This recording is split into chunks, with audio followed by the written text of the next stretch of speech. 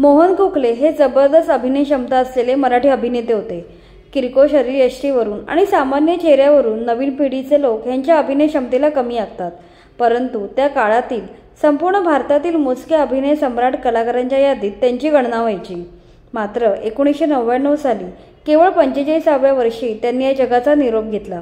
या प्रतिभावान अभिनेत्याने काही वर्षात काही मोजक्याच कलाकृतीत काम करून आपले नाव अजरामर करून ठेवले। चला पाहूया त्यांचे जीवनचरित्र। मोहन गोखले यांचा जन्म 7 नोव्हेंबर 1953 रोजी पुण्यात झाला होता। मोहन गोखले यांना लहानपणापासूनच कलेची आवड होती। ते शाळेत असल्यापासूनच नाट्यवाचनात भाग घेऊ लागले। पुढे पुण्यातील फर्ग्युसन कॉलेजात ते अभिनेते म्हणून गाजले। पुण्यातील अत्यंत प्रतिष्ठेची एकांकिका स्पर्धा म्हणजे पुरुषोत्तम करंडक या स्पर्धेत त्यांनी नवोदित अभिनेता म्हणून नाव कमावले। त्या काळात त्यांनी ती येते, कैद अशा 2 एकांकिका जबरदस्त अभिनय करून ती स्पर्धा गाजवली होती।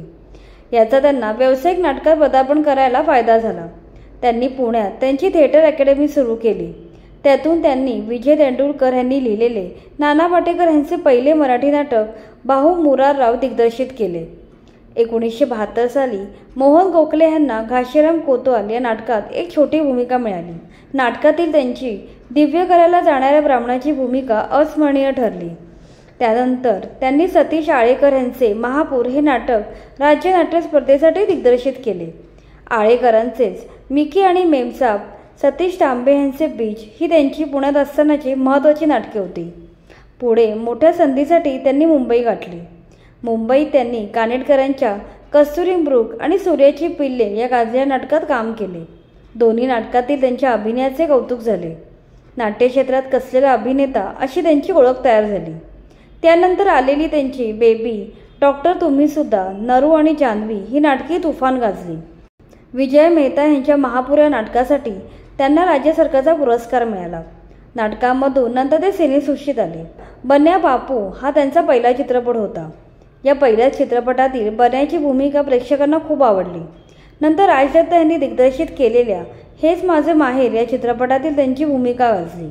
यानंतर त्यांचे माफीचा साक्षीदार आणि आज झाले मुक्त मी हे चित्रपट आले। पुढे त्यांचे माहेरची माणसं आणि जगावेगळी प्रेम कहाणी हे सिनेमे गाजले। केतन मेहतांच्या भवनी भवाई या गाजलेल्या गुजराती चित्रपटात त्यांची प्रमुख भूमिका होती। ती विशेष भूमिका त्याकाळी खूप गाजली होती। पुढे त्यांनी अनेक हिंदी चित्रपटात काम केले। त्यांनी केतन मेहता यांच्याच मिर्च मसाला या हिंदी चित्रपटात काम केले होते। नंतर सई परांजपेचा स्पर्श, सईद मिर्झा यांचा मोहन जोशी हाजीर हो, कुंदन शाह यांचा जाने भी तो यारो अशा हिंदी चित्रपटातील त्यांच्या भूमिका प्रेक्षकांना प्रचंड आवडल्या।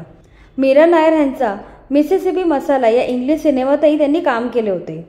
जब्बार पटेल यांच्या डॉक्टर बाबासाहेब आंबेडकर चित्रपटामध्ये त्यांनी कमालीचे महात्मा गांधी साकारले होते।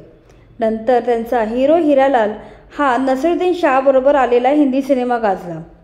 चित्रपटसृष्टी गाजवल्यावर त्यांनी मालिका विश्वाकडे नजर वळवली। श्वेतांबरा ही त्यांची पहिली मालिका होती। पुढे मोहन गोखले यांनी मिस्टर योगी या मालिकेद्वारे मोठा चाहता वर्ग कमवला।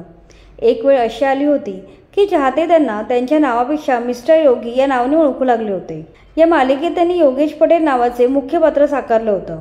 1989 मध्ये आलेल्या मालिकेची कथा एका तरुण मुलाची होती, जो लग्नासाठी 12 वेगवेगळ्या मुलींना भेटतो, ज्यांची रास वेगवेगळी असते।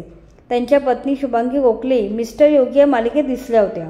या मालिकेत शुभांगी गोखले हिच्याशी मिस्टर योगी ह्याचा विवाह होतो असे दाखवण्यात आलं होतं। याशिवाय मोहन यांनी यात्रा, आहट, भारत एक खोज आणि शक्तिमान या मालिकांमध्ये काम केले।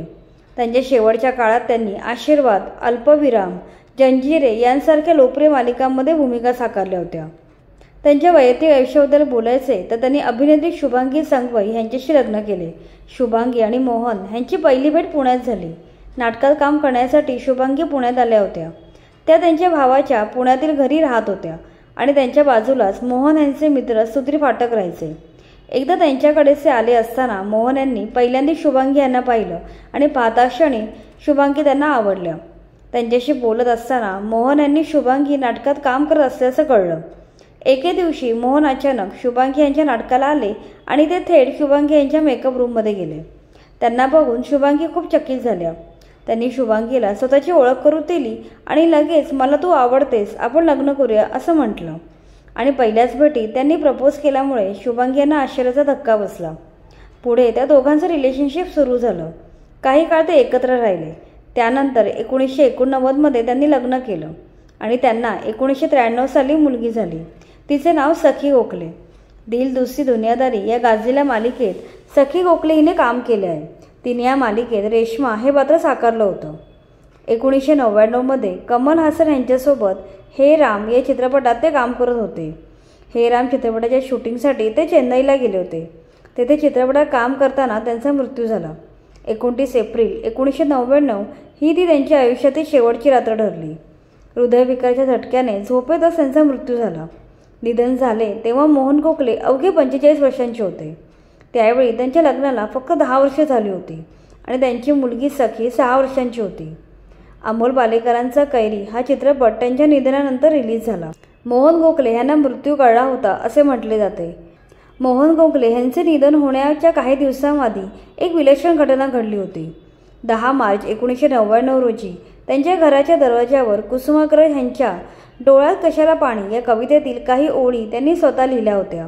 या ओळी होत्या, शून्यामधील यात्रा, वाऱ्यातील एक विराणी, गगनात विसर्जित होता डोळ्यात कशाला पाणी. या ओळींनी त्यांच्या मनात असलेल्या विचारांना, त्यांच्या अंतःकरणातील संवेदनांना जणू व्यक्त केलं होतं.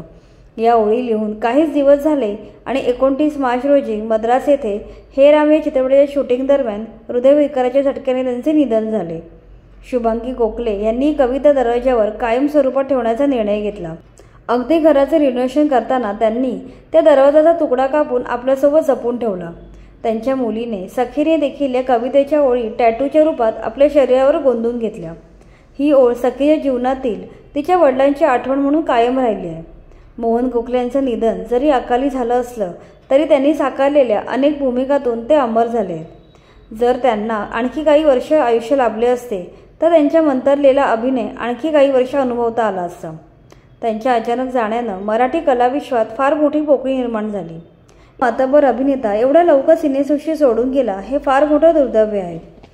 तर ही होती आपल्या अभिनयाने मंत्रमुग्ध करणाऱ्या मोहन गोखले यांची जीवन कहाणी. तुम्हाला हा व्हिडिओ आवडला असेल तर लाईक करा आणि मराठी सिनेजगताशी निगडीत माहितीपूर्ण व्हिडिओसाठी आमच्या चॅनलला सबस्क्राईब करा.